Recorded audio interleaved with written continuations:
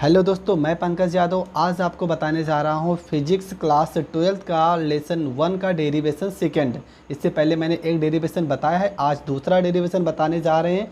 पहले आपका डेरिवेशन होता जाएगा और जितने छोटे क्वेश्चन हैं उन सारे क्वेश्चनों को बोर्ड पे ही समझा जाएगा। तो दोस्तों, आज का जो हमारा वीडियो होगा वो लेसन फर्स्ट का सेकेंड डेरिवेशन है। क्वेश्चन है आपका, विद्युत द्विध्रुव के कारण विद्युत क्षेत्र की तीव्रता का निगमन कीजिए। तो दोस्तों, इस डेरिवेशन को आज हम सॉल्व करते हैं। तो सबसे पहले समझ लेते हैं। तो क्वेश्चन आपका इस तरह से रहेगा, विद्युत द्विध्रुव के कारण विद्युत क्षेत्र की तीव्रता का निगमन कीजिए और किस स्थिति में निरक्षीय रेखा पर। तो निरक्षीय रेखा पर स्थित किसी बिंदु पर विद्युत क्षेत्र की तीव्रता का निगमन करना है। तो सबसे पहले समझ लेते हैं कि निरक्षीय रेखा क्या होती है। तो द्विध्रुव की अक्ष रेखा के लंबवत रेखा को निरक्षीय रेखा कहते हैं।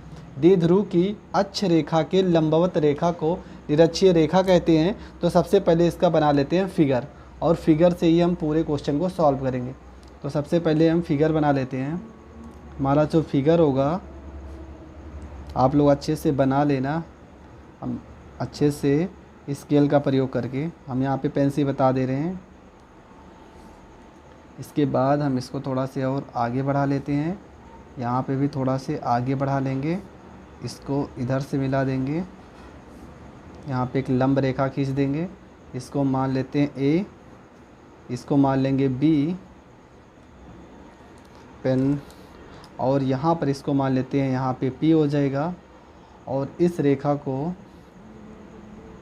यहाँ से एक रेखा और खींच देते हैं, ये हमारा ई रहेगा। और इस वाले को मान लेते हैं E2, और यहाँ पे इस रेखा को मान लेंगे E1।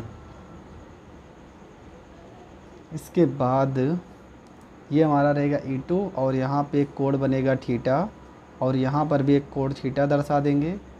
उसके बाद ये हमारा जो लंबवत रहेगा ये E2 साइन थीटा रहेगा, और इसके विपरीत में हमारा E2 साइन थीटा रहेगा। इसको E1 मान लेंगे, इसको E2 मान लेंगे। ये हमारा E2 कॉस थीटा रहेगा, और ये हमारा E1 कॉस थीटा रहेगा। अब दोस्तों, इसकी रचना कैसे करते हैं। यहाँ पे भी ये हमारा मध्य बिंदु O हो जाएगा। इसके बीच की दूरी हम मान लेते हैं यहाँ पे D, और इसके बीच की दूरी मान लेते हैं यहाँ पे D। और यहाँ पे टोटल अगर दूरी देखा जाए तो टोटल दूरी हो जाएगा हमारा 2D हो जाएगा, और यहाँ P से लेके O तक की दूरी हमारा टोटल R हो जाएगा। इस पूरे डेरिवेशन को, फिगर को समझते हैं। फिगर ही आपको समझना है, रचना बहुत आसान है। सबसे पहले ये आपका A और B एक द्विध्रुव है, जिस पर -Q तथा +Q दो आवेश स्थित हैं। आपको आवेश भी दर्शा देना है, एक -Q होगा और एक +Q आवेश दो दर्शा देना है। इसके बाद इसका मध्य बिंदु O होगा, जिसे R दूरी पर एक बिंदु P है, जिस पर हमें विद्युत क्षेत्र की तीव्रता ज्ञात करनी है। यहाँ से ऊर्ध्वाधर घटक जो हमारा होगा E1 और E2 साइन थीटा होगा, और जो क्षैतिज घटक होगा E2 कॉस थीटा और E1 कॉस थीटा, वो रचना में हम लिखेंगे। तो सबसे पहले क्या रचना में लिखना है कि माना AB एक विद्युत द्विध्रुव है। माना AB एक विद्युत द्विध्रुव है जिसका मध्य बिंदु O है तथा दोनों आवेशों के बीच की दूरी 2D है। बिंदु O से लंबवत R दूरी पर एक बिंदु P स्थित है, जिस पर हमें विद्युत क्षेत्र की तीव्रता ज्ञात करनी है। क्या लिखना है आपको, माना AB एक विद्युत द्विध्रुव है जिस पर -Q तथा +Q दो आवेश स्थित हैं। दोनों आवेशों के मध्य बिंदु O है, जिसके बीच की दूरी 2D है। O से R दूरी पर लंबवत एक बिंदु P है, जिस पर विद्युत क्षेत्र की तीव्रता ज्ञात करनी है। तो रचना को लिख देते हैं। रचना में आपको लिखना है, माना AB एक वैद्युत द्विध्रुव है, वैद्युत द्विध्रुव है जिस पर +Q तथा -Q दो आवेश स्थित हैं। दोनों आवेशों के बीच की दूरी 2D है। आवेशों का मध्य बिंदु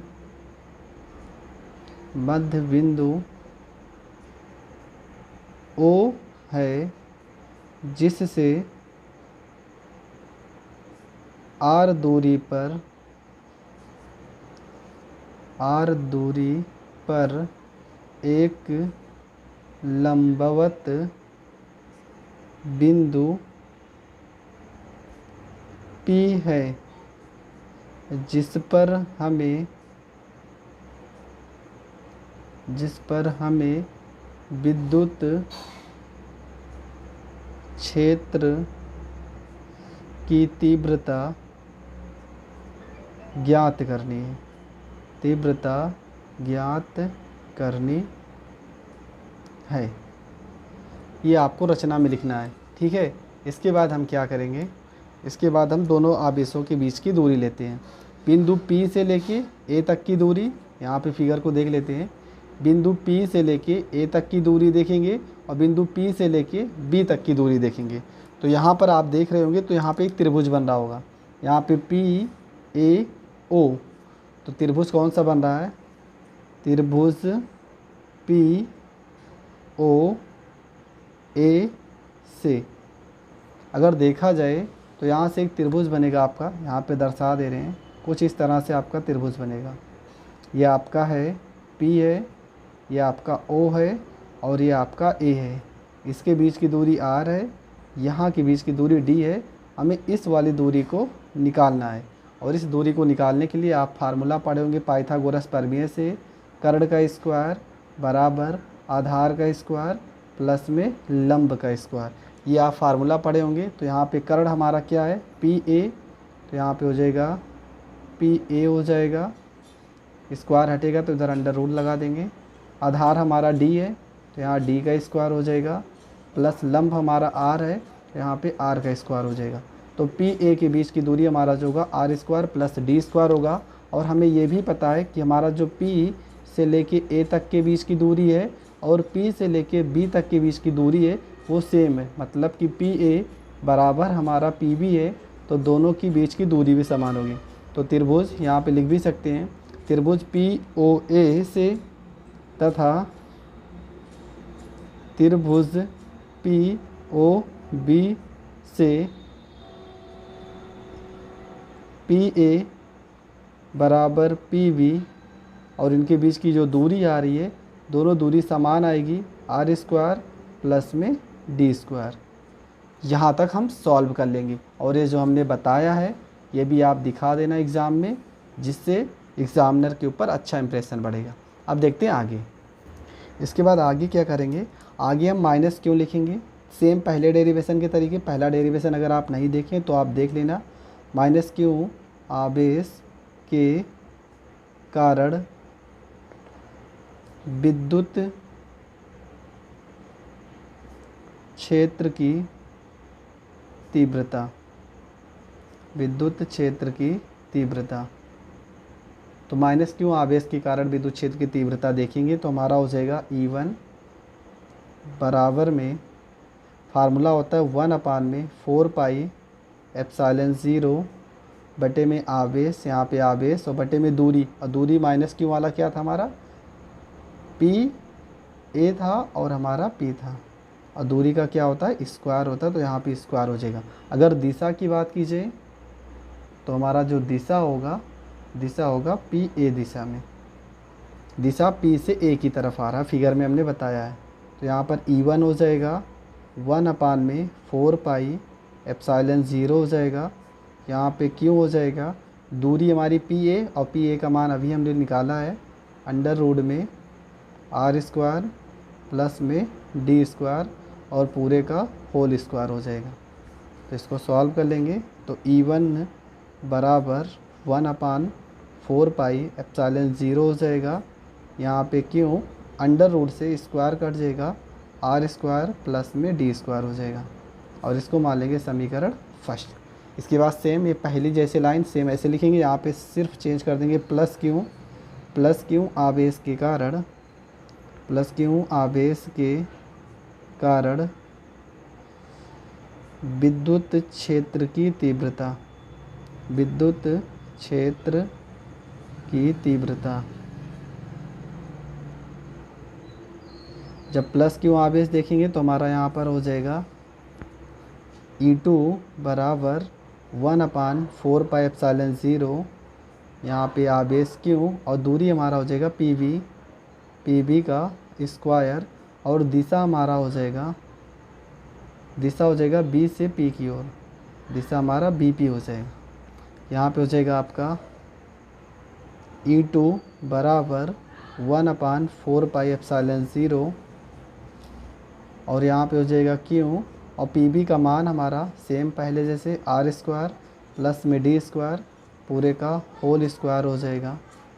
तो E2 बराबर 1/4πε0, और यहाँ पे Q बटे में स्क्वायर से रूट हट जाएगा, R² प्लस में D² हो जाएगा, और ये हो जाएगा आपका समीकरण सेकेंड। समीकरण फर्स्ट हो गया, समीकरण सेकेंड हो गया। समीकरण फर्स्ट और सेकेंड होने के बाद हम क्या करते हैं, यहाँ पे परिणामी विद्युत क्षेत्र की तीव्रता निकालते हैं। लेकिन उससे पहले कुछ चीज़ जान जाते हैं क्या फिगर में है। तो हमारा जो रचना में कुछ चीज़ हमने बताया था कि क्या है कि चूँकि E1 व E2 का मान समान है, का मान समान है, समान है। आप खुद देख लीजिए, समीकरण फर्स्ट और समीकरण सेकेंड सेम सेम है। तो यहाँ पे इसको लिख देंगे कि चूँकि E1 व E2 का मान समान है, परंतु इनकी दिशा अलग अलग होने के कारण,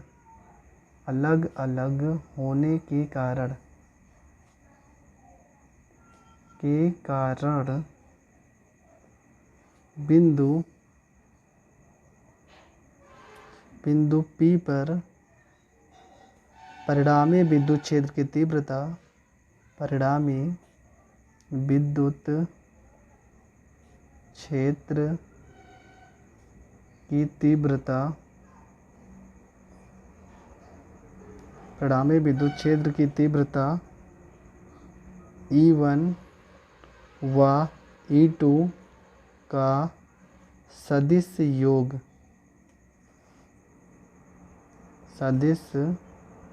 योग अर्थात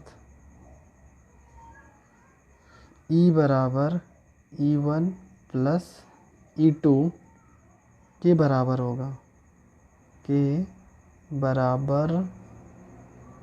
होगा,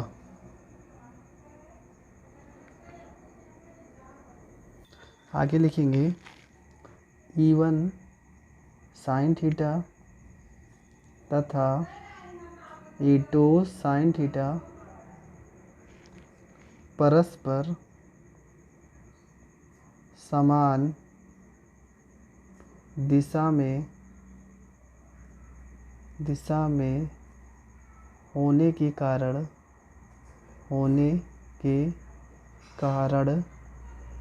निरस्त हो जाता है, जबकि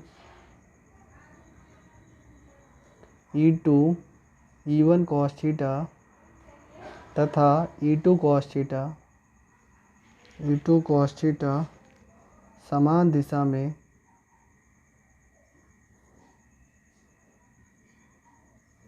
परस्पर समान दिशा में होने के कारण, असमान दिशा में होने के कारण निरस्त हो जाते, जबकि E1 cos थीटा तथा E2 cos थीटा समान दिशा में होने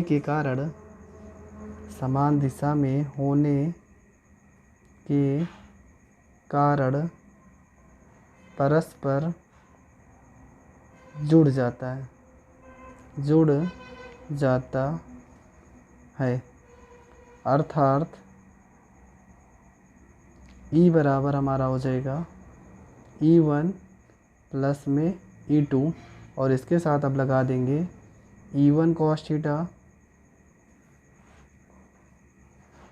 और प्लस में आपका हो जाएगा E2 cos थीटा, लेकिन हमें पता है कि E1 बराबर है E2 के, तो इसको हम ऐड भी कर लेंगे तो हो जाएगा यहाँ पर E बराबर हो जाएगा 2E1 कॉस थीटा। अब कॉस थीटा का फार्मूला होता है, आधार और बटे में कर्ण, और आधार हमारा था D और कर्ण हमने निकाला था √r² प्लस में d², ये हमने निकाला था।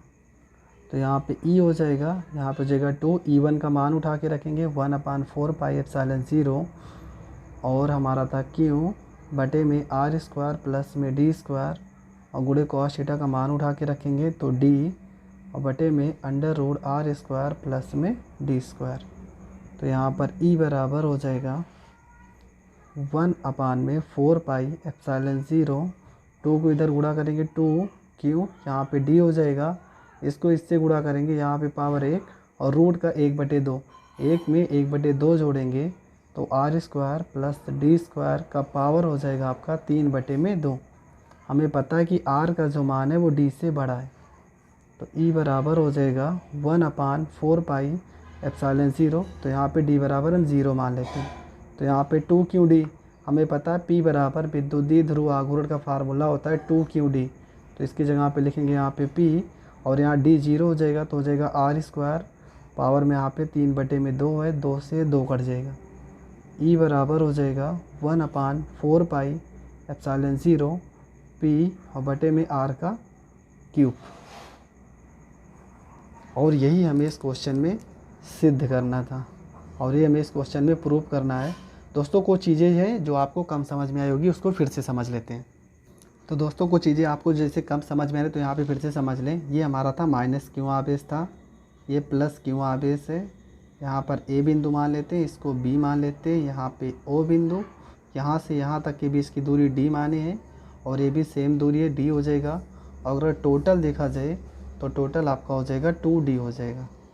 इसके बीच की दूरी R मानेंगे, यहाँ पे एक बिंदु आपका P होगा, इसके बाद ये बिंदु यहाँ पर E होगा, ये हमारा होगा E1 cos थीटा होगा, ये वाला हमारा E2 cos थीटा होगा, ये हमारा E2 sin थीटा होगा, और ये हमारा यहाँ पर एक E1 sin थीटा होगा। यहाँ आपको फिगर में दिया रहेगा, यहाँ पे थीटा कोड दर्शा देंगे, यहाँ पे थीटा कोड दर्शा देंगे। इतना आपको याद करना, उसके बाद कुछ भी नहीं याद करना है, उसके बाद आपको सब कुछ लिखना है। हमने क्या लिखा, माना AB एक विद्युत द्विध्रुव है जिस पर -Q तथा +Q दो आवेश स्थित हैं। इन आवेशों के बीच की दूरी 2D है, इनका मध्य बिंदु O है, O से R दूरी पर एक बिंदु P है जिस पर हमें विद्युत क्षेत्र की तीव्रता ज्ञात करनी है। बाद में हमने कुछ चीज़ें ये लिखी थी, यहाँ से यहाँ तक के बीच की दूरी निकालेंगे। तो हमने बताया था यहाँ पे एक त्रिभुज बन रहा है, आप देख रहे होंगे, यहाँ पे एक त्रिभुज बन रहा है, ये आपका P है, ये आपका O है, ये आपका B है।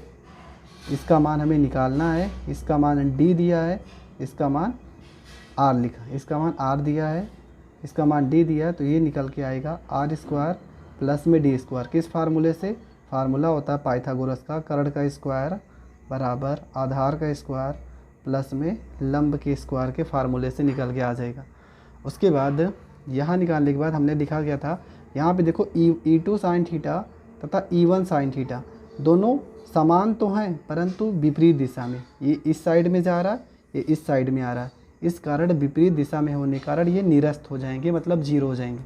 यहाँ समझ लीजिए E2 sin थीटा तथा E1 sin थीटा दोनों समान हैं परंतु ये ऊपर जा रहा है, ये नीचे जा रहा है, इस कारण ये निरस्त होकर 0 हो जाएंगे। जबकि E1 cos थीटा तथा E2 cos थीटा ये इस दिशा में जा रहा है, ये इस दिशा में जा रहा है, दोनों समान हैं परंतु विपरीत दिशा में होने के कारण ये आपस में जुड़ जाते हैं। और दूसरी चीज़ क्या लिखा था, यहाँ के बीच की जो दूरी है ये आपका दूरी है, ये √r² प्लस में d² है, ये दूरी और ये दूरी भी सेम है। क्या लिखा था आपने कि AP बराबर में BP, दोनों के बीच की दूरी समान है और दूरी भी दोनों के बीच की समान है, तो दोनों दूरी का मान भी कितना होगा, √r² प्लस d²। तो पूरे डेरिवेशन में बस आपको यही समझना है। तो दोस्तों अगर आपको वीडियो पसंद आई है तो प्लीज़ वीडियो को शेयर और सब्सक्राइब जरूर कर लेना। सारे के सारे फिजिक्स, केमिस्ट्री और मैथ के पूरे क्वेश्चन हाई स्कूल इंटर के सॉल्व कराए जाएंगे। उसके साथ साथ कंपटीशन के भी सारे क्वेश्चन सॉल्व कराए जाएंगे। अगर आपको किसी भी क्वेश्चन में प्रॉब्लम है तो प्लीज़ कमेंट करके ज़रूर बताना। Thank you for watching my video.